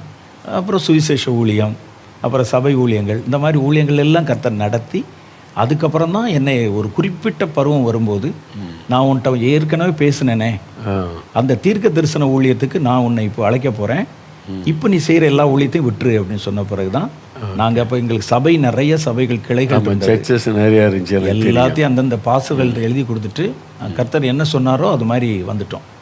அப்போ இப்போ எனக்கு என்னென்னா, கர்த்தர் தான் பேசுகிறாருங்கிறது எனக்கு தெரியும், கர்த்தர் தான் நடத்துகிறாருங்கிறது தெரியும். கண்ணை மூடினா தரிசனம் கிடைக்கும். கர்த்தர் பேசுகிறது எனக்கு தெரிகிறதுனால வேறு எந்த விதமான இதுலையும் நம்ம வந்து நாட்டம் இல்லை. இன்னொன்று மாத்திரம் இல்லை, கர்த்தர் வந்து சொல்லும்போது ஒரு காரியத்தில் நமக்கு சந்தேகமே இல்லை, இது கர்த்தர் தான் பேசுகிறாரு, நமக்கு ஃபுல்லாக தெரிஞ்சிடும். இப்போ கர்த்தர் வந்து நம்ம இருக்கும்போது கண்ணுக்கு தெரியாமல் இருந்த ஒரு பிரச்சனை வந்தால் கூட அந்த வாசனை நமக்கு தெரிஞ்சிடும். இப்போ கர்த்தர் இங்கே தான் இருக்கிறாரு அப்படிங்கிறது கூட தெரிஞ்சிடும். அப்படிங்கும்போது நம்ம வந்து அந்த முழுசாக அதில் கான்சென்ட்ரேட் பண்ணுறதுக்கும், அப்போ எனக்குள்ள ஒரு உறுதி வந்தால் தானே நான் ஒரு காரியத்தை சொல்ல முடியும். இல்லாட்டா இவ்வளவு தீர்க்க தரிசனங்கள் சொல்லும்போது இது எப்படி நடக்கும்னு நான் நினச்சேன்னா எப்படி அதை டெலிவர் பண்ண முடியாதுல்ல. அப்போ நமக்கு முழுசத்துக்கு கர்த்தர் சொன்னார்னா எதுவுமே நடந்துடும் அப்படிங்கிற. அப்போ இந்த உறுதிப்பாடு வந்து முதல்ல இந்த எழுப்புதலுக்கு பயன்படுத்துகிற, என்னை எழுப்புதலில் தீர்க்க தரிசன ஊழியத்தில் பயன்படுத்துகிறாங்க. அதுக்கு என்ன, அப்போ அது மாதிரி யார் யாரை எதுக்கு பயன்படுத்தினாலும் ஒரு பர்சனல் இன்ட்ராக்ஷன் வந்து அவங்களுக்கு வந்து இருக்கணும். கர்த்தரிடத்தில் தனிப்பட்ட முறையில் ஆண்டவரை சந்தித்த அனுபவம் கட்டாயம் இருக்கணும். ஆனால் சிலர் என்ன சொல்கிறாங்கன்னா, தேவனை ஒருவனும் ஒரு காணு கண்டதில்லை, அப்படிலாம் நீங்கள் கடவுளை பார்க்க முடியாது, இயேசுவை பார்க்க முடியாது, கேட்க முடியாது, கண்டு விசுவாசிப்பதை விட காணாமல் பாக்கியவான்கள் இயேசு சொல்லியிருக்காருன்னு நிறைய ஊழியக்காரங்க இதுகளையே சொல்லிக்கிட்டு இருக்கிறாங்க. அது எப்படின்னு இப்போ வந்து அப்போஸ்தலர்கள் வந்து இயேசுவை முகமுகமாக பார்த்தாங்க. அவர் பரத்துக்கு போன பிறகுமே பார்த்தாங்க. ஆமாம், இப்போ பரலோகத்துக்கு போன பிறகுமே பார்த்தாங்க. அப்போ அவங்க பார்த்த இயேசு வந்து கடவுள் இல்லையா? கடவுளை ஒரு காலம் கண்டது இல்லைன்னா இப்போ இவர் கடவுள் இல்லையா? அவ எப்படி பார்த்தாங்க அவரை? இன்னொன்று காணாமல் விசுவாசிக்கிறவர்னா நாங்கள் வந்து விசுவாசிக்கிறக்காக அவரை பார்க்கணும்னு கேட்கல, விசுவாசிக்கிறக்காக கர்த்தரை பற்றி நமக்கு விசுவாசம் இருக்கு. ஆனால் இனி கர்த்தருக்குள்ள நம்ம வந்து வளர்ச்சியடை, விசுவாசத்தில் வளர்ச்சி அடைகிறது தான் அவர் தன்னை வெளிப்படுத்தி காட்டுறாரு. அப்போ பெர்சனலாக ஒரு உறவு இல்லைன்னா நான் இது கர்த்தர் தான் பேசுகிறாருங்கிறது நான் எப்படி இல்லை. அவங்க வந்து பொதுவாக ஒரு வசனம் சொல்கிறாங்க, யோவான் 1 18வது வசனம், தேவனை ஒருவனும் ஒரு காலம் கண்டதில்லை. அது இந்த வசனம் வச்சிருக்காங்க. ஆனால் அடுத்த பகுதி பிதாவின் மடியில் இருக்கிற ஒரே பேரான குமாரனே அவரை வெளிப்படுத்தினார். அப்போ பிதாவாகிய தேவன் ஒரு ஒளியா இருக்கிற வார்த்தையா இருக்கிற அவரை தான் பார்க்க முடியாதுன்னு வசனம் சொல்லுது. அப்போ கிறிஸ்துவ பார்க்கலாம். அவர் தன்னை வெளிப்படுத்த தானே வந்தார். நான் தான் கடவுள், என்னை காண்கிற பிதாவை காண்கிறான்னு வெளிப்படுத்த வந்தார். அவரு தான் பவுலுக்கு தரிசனமாகிறார், சாது சுந்தர்சிங் தரிசனமாக இருக்கிறார், நிறைய பேருக்கு தரிசனமாகி இன்றைக்கு ஈரானில் லட்சக்கணக்கான மக்கள் ரட்சிக்கப்பட்டிருக்காங்க. என்ன சொல்லலான்னு இயேசு பர்சனலாக ரிவீல் பண்ணது, தரிசனம் கொடுத்து தன்னை வெளிப்படுத்தி அவங்கெல்லாம் இயேசுவை பார்த்துருக்குறாங்க. வட இந்தியாவில் ஒரு மிஷினரி சகோதரர், அவங்க வந்து ட்ராக்ஸ்லாம் எடுத்துக்கிட்டு ஊழிய செய்ய போயிருக்காங்க. அப்போ அந்த ஊருக்கு அவுட்டரில் வயல் நிலங்களில் கொஞ்சம் ஏழை வேலை செய்துட்ருக்காங்க. ஃபஸ்ட்டு டைம் அந்த வில்லேஜுக்கு போகிறாங்க. இவங்க போய் இந்த வேலை செய்கிறவங்கள்ட்ட பார்த்து, ஒரு கடவுளை பற்றி உங்களுக்கு தெரியுமா, மெய்யான கடவுள் ஒருத்தர் இருக்கிறாரு, அவரை பற்றி உங்களுக்கு சொல்ல வந்திருக்கணும், அவங்க வேலை பார்த்துக்கிட்டே சொல்லுங்கள் கேட்குறோன்னொன்னே அவர் மனுஷனாக வந்தார் போன எல்லாம் சொல்லியிருக்காங்க. இவங்க கேட்டிருக்காங்க, உங்கள் கடவுள் எப்படி இருப்பார்? ஏன்னா கடவுள்னா ஒவ்வொருத்தருக்கும் ஒவ்வொரு கான்செப்ட் இருக்குது. ஒருத்தங்க தான் 6 தலை இருக்குது, 12 கை இருக்குது, அப்படிலாம் ஒரு கான்செப்ட் இருக்குல்ல உலகத்தில். உங்கள் கடவுள் எப்படி இருப்பாருன்னொடனே இவங்க ட்ராக்ஸில் இயேசு கிறிஸ்துவோடைய படம் ரொம்ப தெளிவாக ஒரு இது போட்டு ஒரு படம் ஒன்று இல்லை, இதே மாதிரி சம்பவம் எங்களுக்கு இப்படிதான் இல்லை, இவர் இதே மாதிரி இருப்பார் அப்படின்னு இந்த ட்ராக்ஸ் காமிச்சிருக்காங்க. இவரை தான் நாங்கள் பார்த்தோமே. அந்த ஜனங்கள் பார்த்தீங்களா, எப்போ பார்த்தீங்க? போன வாரம் இதே மாதிரி நாங்கள் வேலை செய்துருந்தப்போ எங்கிட்ட வந்து பேசினார், இதே ஆள் தான், இதே மாதிரி முடி இது வரைக்கும் இருந்துச்சு, ஒரு மாதிரி அங்கி போட்டிருந்தார், நான் தான் வானத்தையும் பூமி உண்டாக்கின கடவுள் அப்படின்னு சொல்லி, நான் என் பேர் இயேசுன்னு அவர் வந்து பேசினாரு. அப்போ தான் அந்த மிஷினரிகளுக்கு தெரிஞ்சிருக்க நம்ம வர்றதுக்கு முன்னால் இயேசு வந்து தங்களை வெளிப்படுத்தி இருக்காரு. அப்போ பார்க்குறாங்கல்ல. அப்புறம் எப்படி சும்மா அப்போ கூட நாங்கள் கிராம ஊழியம் செய்யும்போது எங்கள் ராமநாதபுரம் மாவட்டத்தில் இதே சம்பவம் அசிடிஸ். அப்போ கிராம ஊழியங்கள் செய்ய போகும்போது எங்கள் பகுதியில் வந்து ஆடு மேய்க்கிறவங்க ஜாஸ்தி, ஆடு மந்தை வச்சு மேய்ச்சிக்கிட்டு இருப்பாங்க. ட்ராக்ஸ் கொண்டு போய் ஒருத்தட்டையும் கொடுத்துட்டு வரோம். ஒருத்தர் உட்காந்துருக்காரு, வயசான பெரியவர், ஒரு இது போட்டு ஒரு ஆடு மேய்ச்சிட்டு அந்த ஆடுகளோட பேசிட்டு உட்காந்துருக்காரு. அப்போ நாங்கள் அவர்கிட்ட போய் இந்த மாதிரி இயேசுவை தெரியுமான்னு சொன்னோம். வந்து உள்ள சாமியை கும்பிடவே நேரம் இல்லை அப்படின்னாரு முதல்ல. அதுக்கப்புறம் ட்ராக்ஸை கையில் கொடுத்தோம். ட்ராக்ஸை கையில் நான் தான் இவரை பார்த்துருக்கேனே அப்படின்னாரு. இவர் எங்கே பார்த்தீங்கன்னு உட்காந்துட்டேன் நான் அந்த வயல் வரப்புலையே. இவர் எங்கே பார்த்தீங்க? இவர் அடிக்கடி கனவுல வருவார், வந்து உனக்கு என்ன வேணும் கேளு, நான் உனக்கு இது செய்கிறேன் அந்த செய்கிறேன்னு சொல்லுவார், நானும் அவர்கிட்ட பேசுவேனே அப்படிங்கிறாரு. அதுக்கப்புறம் சொல்லி அவர் தாங்க நாங்கள் சொல்கிற இயேசு, அவர் இன்னைக்கும் உயிரோடு இருக்கிறாரு அப்படி இப்படின்னு சொல்லி அவருக்கு ட்ராக்ஸ் கொடுத்து அங்கேயே ஜெபம் பண்ண வச்சு ஒரு 2 மாதத்துக்கு பிறகு அவருக்கு ஞானஸ்தானம் கொடுத்து அந்த மாதிரி கர்த்தர் நடத்தும். அப்போ நீங்கள் சொன்ன மாதிரி இதே வார்த்தை வெளிப்படுத்த பார்த்துருக்கமே அப்படின்னாரு. இது நான் என்ன சொல்ல, கடவுளை பார்க்க முடியாதுன்னு சொல்கிறவங்க சோம்பேறியான ஊழியக்காரர்கள் சொல்லுவாங்க. ஆமாம் ஆமாம். இவங்க முழு இருதயத்தோடு என்னை தேடினால் என்னை தேடுகையில் கண்டுபிடிப்பீர்கள், நான் உங்களுக்கு காணப்படுவேன் என்று கர்த்தர் சொல்லுகிறார். எரேமியாவில் ஆண்டு சொல்லியிருக்கிறார். அப்போ நீங்கள் முழு இருதயத்தோட தாகத்தோடு தேடினா அவரை பார்க்க முடியும், அவர் குரலை கேட்க முடியும். இது இந்த பரம்பரை கிறிஸ்தவங்க சில ஊழியக்காரர்கிட்ட அதை பேசுகிறாங்க, உங்களுக்கு ஜெபம் பண்ண மாட்டாங்க, காத்திருக்கிறாங்க. ஆனால் இப்போ ரட்சிக்கப்பட்ட ஒரு இந்துக்கள் சொல்கிறாங்க, இயேசு கிறிஸ்து பேசுகிற தெய்வங்க என்கிட்ட பேசுகிறாரு. ஐயோ, இந்த ஜெபிக்கலாம் வாங்க நிகழ்ச்சியில் என்ன சாட்சி என்கிட்ட இதுக்கு ஜெபி அதுக்கு ஜெபின்னு என்கிட்ட பேசுகிறாரு, அவர் பேசுகிற கடவுளுங்கன்னு அவங்க சாட்சி சொல்கிறாங்க. அப்போ வசனத்தை பாதியை வச்சுக்கிட்டு அறகுறையாக தெரிஞ்சுக்கிட்டு சிலர் விளக்கம் கொடுக்குறாங்க. உண்மை அது வரல. அதனால் இதை பார்க்குறவங்க உங்ககிட்ட ஆண்டவர் பேச விரும்புகிறார். நீங்கள் விரும்பி தாகத்தோடு தேடினா நீங்கள் ஆண்டவரோட ரொம்ப க்ளோஸ் ஆகிடலாம். எழுப்புதல் திட்டத்தில் கர்த்தர் உங்களை பயன்படுத்தணுமானா ஒரு என்கவுண்டர் வித் ஜீசஸ், தனிப்பட்ட முறையில் அவர் சந்தித்த ஒரு அனுபவம் கட்டாயம் உங்களுக்கு இருக்கணும். நீங்கள் பாஸ்டராக இருக்கலாம், சுவிசேஷகராக இருக்கலாம், ஒரு வாலிபர் ஊழியத்தை செய்யலாம், சிறுவர் ஊழியத்தை செய்யலாம்.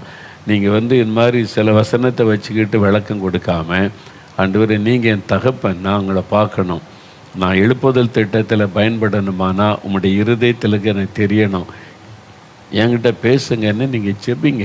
கட்டாயம் ஆண்டவர் பேச. அதான் பிரதருடைய அனுபவம், இப்போ என்னுடைய அனுபவம், இது மாதிரி ஆயிரக்கணக்கான பேருடைய அனுபவம், 1-2 பேர் கிடையாது. அப்போ உங்களோட அவர் பேச விரும்புகிறார்.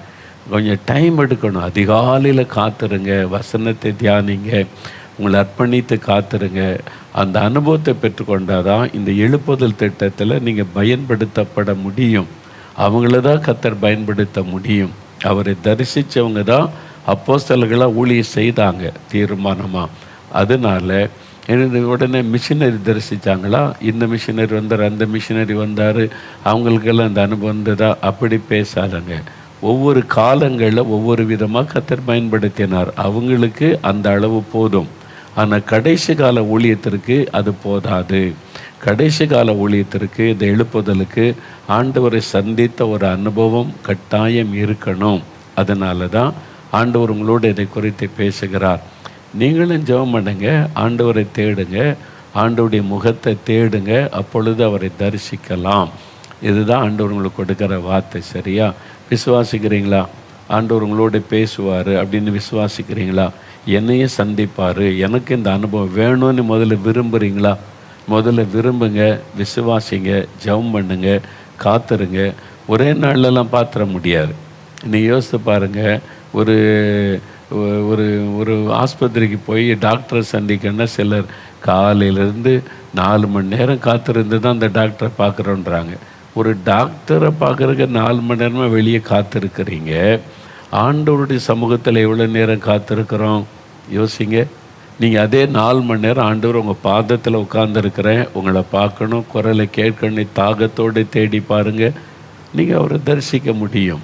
அதனால் இந்த மாதிரி இவங்க சொல்கிறாங்க, அவங்க சொல்கிறாங்க, வசனத்தில் இருக்கேன்னு சொல்லி அறகுறையான காரியத்தை கேட்டுட்டு உங்களை ஏமாற்றி கொள்ளாமல் தயவு செய்து ஆண்டவர்கிட்ட போங்க, முழங்கால் போடுங்க, காத்துருங்க, என்கிட்ட பேசுங்க. இந்த எழுப்புதல் திட்டம் நடக்கணுமானா என்ன நீங்கள் சந்திக்கணும்னு கேளுங்க. விசுவாசிக்கிறீங்களா?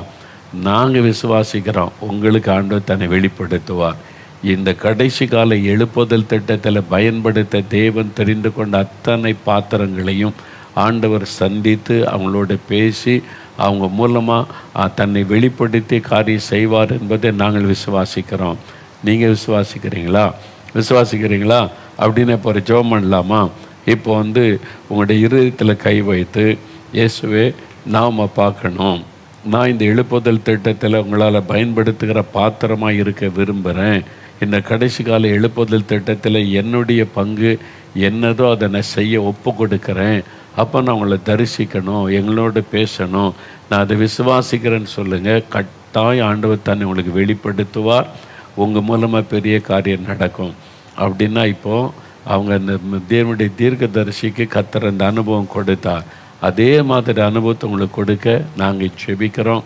அப்படி இருதயத்தில் கை வைங்க. அப்படி இருதயத்தில் கை வைத்து அப்படியே கண்களை மூடி இயேசுவை நோக்கி பாருங்கள். இயேசுவே, நீங்கள் என்னோடு பேசணும், எனக்கு உங்களை வெளிப்படுத்தணும், உங்களுடைய குரலை நான் கேட்கணும், உங்களுடைய மனதில் இருக்கிற திட்டங்கள் எனக்கு தெரியணும், கடைசி கால எழுப்புதலை குறித்த காரியம் எனக்கு தெளிவாகணும், என்னை கொண்டு என்ன செய்ய போகிறீங்கன்னு என்கிட்ட பேசணும், எனக்கு இந்த அனுபவம் கட்டாயம் வேணும். முழு இருதயத்தோடு தேடினால் நீங்கள் என்னை கண்டுபிடிப்பீங்க, நான் உங்களுக்கு என்னை வெளிப்படுத்துவேன்னு வாக்கு கொடுத்துருக்கிறீங்க, அதன்படி உங்களை எனக்கு வெளிப்படுத்தி காண்பீங்க. ஜெபம் பண்ணுங்க. இப்போ பிரதர் ஜெபிக்க போகிறாங்க. ஒரு தெய்வ தீர்க்கதரிசி ஜெபிக்கும் போது அப்படியே நடக்கும். இப்போ அநேகர் அவரை தரிசிக்க போகிறீங்க, அவரை பார்க்க போகிறீங்க. அந்த புதிய அனுபவத்திற்குள்ளே ஆவியானவர் உங்களை நடத்துகிறார். தாகத்தோடு கேளுங்க. இப்போ அபிஷேகம் இறங்கி கொண்டு இருக்கிறது. ஒரு அபிஷேகம், ஒரு அக்னியாய் சிலர் மேலே இறங்குகிறது. நிரப்பப்படுகிறீங்க. விடாதங்க. அப்படியே அந்நிய பாஷையில் தேவனை துதிங்க. ஆண்டவர் உங்களுடைய அருகில் வந்துட்டார், உங்களை தொட்டு கொண்டு இருக்கிறார். அந்த அபிஷேகம் இறங்கி கொண்டு இருக்கிறது. கண்கள் திறக்கப்படட்டும், ஆவிக்குரிய கண்கள் திறக்கப்படட்டும், ஆவிக்குரிய செவிகள் திறக்கப்படட்டும். ஆண்டவரே, உம்முடைய குரலை கேட்கணும், உம்முடைய முகத்தை தரிசிக்கணும். எழுப்புதல் திட்டத்திற்காக இவங்களை தெரிந்து கொண்டதை இன்றைக்கு உறுதிப்படுத்துங்க ஆண்டவரே. அப்படியே ஜெபிங்க. இப்போ தேவ மனுஷர் ஜெபிக்கும் போது அந்த அனுபவத்தில் பூரணமா நீங்க கடந்து வருவீங்க. எங்கள் ஆண்டவராகிய கர்த்தாவே, நீர் எங்கள் நடுவில் அசைவாடுகிறீர். இன்றைக்கு ஆண்டவரே, கண்கள் திறக்கப்பட்ட ஒரு சந்ததியை எழுப்புதலிலே பயன்படுத்துவதற்காக நீர் இப்பொழுது அவர்களை சந்தித்துக் கொண்டிருக்கிறீர். அதை எங்கள் ஆவியிலே நாங்கள் உணர்கிறோம். சமீபத்திற்கும் தூரத்திற்கும் நீர் ஒருவரே ஆண்டவராகிய தேவன். தூர இடங்களில் இருந்து இவைகளை கவனித்துக் கொண்டிருக்கும் நடுவிலும் உம்முடைய பிரசன்னத்தை இறங்கி வர பண்ணுவதற்காக ஸ்தோத்திரம். உமக்கு கண் திறக்கப்பட்ட ஒரு சந்ததி வேண்டும். எழுப்புதலை நகர்த்தி செல்வதற்கும் எழுப்புதலை நடத்தி செல்வதற்கும் விசுவாசத்திலே உறுதியுள்ள ஒரு சந்ததி வேண்டும். ஆதி அப்போஸ்தலர்கள் காலத்துல 40 நாள் அளவும் உம்முடைய பிள்ளைகளை முதல்ல உறுதிப்படுத்தினீங்களே, அந்த உறுதிப்பாடு அவர்களுக்குள் வரும்படிக்காக நீர் உம்மை வெளிப்படுத்தணும். உம்முடைய திட்டத்தை குறித்து உம்முடைய சத்தத்தில் அவர்களோட பேசணும். அவர்கள் கண்கள் திறக்கப்பட்டு தன்னை அழைத்த தேவன் இன்னார் என்பதை தெளிவாக அவர்கள் பார்க்கணும். ஆண்டவராகிய தேவனே, மோசேயை நீர் சந்தித்து முகமுகமாய் பேசினீர். அவருடைய கைகளை கர்த்தருடைய பிரசன்னத்தினாலும் அற்புதத்தினாலும் பலப்படுத்தினீர். அதே போல ஊழியத்திற்கென்றும் எழுப்புதலுக்கென்றும் நீர் தேர்வு செய்திருக்கிற இந்த பாத்திரங்கள் ஒவ்வொருவர் மேலும் அதே அனுபவங்கள் இறங்கி வருவதாக, கர்த்தருடைய தேவ தரிசனங்கள், கர்த்தர் காண்பிக்க விரும்புகிற காரியங்கள், கர்த்தர் தான் உயிருள்ளவர் என்பதை அவர்களுக்கு நிரூபிக்க விரும்புகிற காரியங்கள் ஆண்டவராகிய தேவன் இப்பொழுது அவருடைய வாழ்க்கையில நிறைவேற்றும்படிக்காக மன்றாடுகிறேன். கண்கள் திறக்கப்படட்டும், காதுகள் திறக்கப்படட்டும். கர்த்தர் அவர்களோடு கூட சஞ்சரிப்பதையும் பேசுவதையும் தொடுவதையும் நிரப்புவதையும் ஆலோசனைகள் தருவதையும் அவர்கள் பிரத்யட்சமாய் பார்க்கட்டும். அப்படிப்பட்ட ஒரு தலைமுறை இந்த கடைசி காலத்தில் எங்களுக்கு தேவை. அந்த எழுப்புதல் காலத்தை நடத்தி செல்வதற்கு அவர்கள் தேவை. அவர்களை இப்பொழுது தேர்வு செய்தரலும். இப்பொழுது அவருடைய கண்களை திறந்தரலும். அவர்களுடைய ஆவியினாலே பலப்படுத்த தொடர்ந்து அவர்களோட ஆண்டவரே, நீர் எப்பொழுதெல்லாம் உம்மை வெளிப்படுத்த சித்தமாய் இருக்கிறீரோ அப்பொழுதெல்லாம் அந்த அனுபவத்தை அவர்கள் பெற்றுக்கொள்ள உதவி செய்யும். இயேசுவின் நாமத்திலே இந்த காரியங்களும் அனுபவங்களும் அவர்களுக்கு உரிமையாக ஊழியக்காரர்களாகிய நாங்கள் மனப்பூர்வமாய் ஆண்டவரை விரும்பி ஜெபித்திருக்கிறோம். இயேசுவின் மூலம் எங்கள் ஜெபங்களை ஏற்றுக்கொள்ளும் பிதாவே. ஆமென், ஆமென், ஆமென். ஆண்டவர் ரொம்ப தெளிவா உங்களோட பேசியிருக்கிறார். ஏன் தெரியுமா?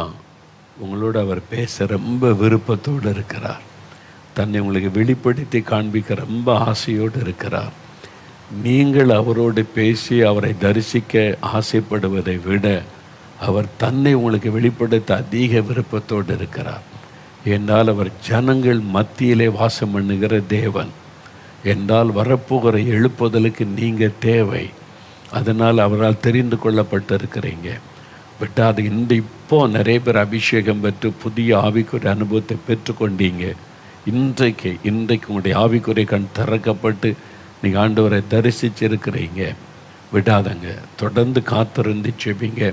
அதிகாலையில் எழும்பி காத்திருந்து என்னோட பேசுங்க. எனக்கு உங்களை வெளிப்படுத்தி காண்பீங்க. நான் என்ன செய்ய நீங்கள் விரும்புகிறீங்க அப்படின்னு கேளுங்க. குட்டி பிள்ளைகள், உங்களுக்கு ஆண்டவர் தன்னை வெளிப்படுத்துகிறார். உங்களோட ஆண்டவர் பேசுவார். இயேசு கிறிஸ்து உங்களோட பேச விருப்பத்தோடு இருக்கிறார். இந்த அனுபவத்தை நல்லா பலப்படுத்தி கொள்ளுங்கள். இதில் ஸ்ட்ராங்காக இருந்தால் தான் எழுப்புதல் திட்டத்தை நிறைவேற்றுகிற பெரிய பொறுப்பில் கர்த்தர் நம்மளை பயன்படுத்த முடியும். இதான் முதல் படி. இன்னும் நிறையா இருக்கிறது. நம்ம அடுத்த நாள் நம்ம இதை குறித்து தொடர்ச்சியாக தியானிக்க போகிறோம், பேச போகிறோம். தொடர்ந்து பாருங்கள். உங்களுக்கு தெரிந்த நண்பர்கள், கிறிஸ்தவ நண்பர்கள், சபையில் உள்ளவங்க நிறைய பேர், அவங்களையும் இதை பார்க்க சொல்லுங்கள். அது அவங்களும் இந்த ஆவிக்குரிய அனுபவத்தில் வரணும்ல, அவங்களுக்கும் நீங்கள் சொல்லி, அவங்களாம் இதை நம்ப மாட்டாங்க, பரவாயில்ல, பார்க்கும்போது அவர்கள் நம்பும்படி கர்த்தர் அவங்களுடைய மனக்கண்ணை திறப்பார். எல்லாருக்கும் தெரியப்படுத்தி இந்த நிகழ்ச்சியை பார்க்க வைங்க. நிறைய பேர் நம்ம எழும்பி ஆகணும். இந்த பெரிய உலகம் தழுவின மாபெரும் அந்த எழுப்புதல் திட்டம், உலகத்தை மீட்கிற திட்டத்தை நிறைவேற்றணுமானால் நாம் எல்லாருமே அதற்கு அர்ப்பணித்து கொண்டு எழும்பணும். மற்றவங்களுக்கு சொல்லுங்கள். சரியா? மறுபடியும் நாம் அடுத்த நாள் சந்திக்க போகிறோம். அது இப்போ தொடர்ந்து பேச போகிறோம். அதுவரை கர்த்தருடைய ஆசீர்வாதம் உங்களோடு இருப்பதாக. ஆமென்.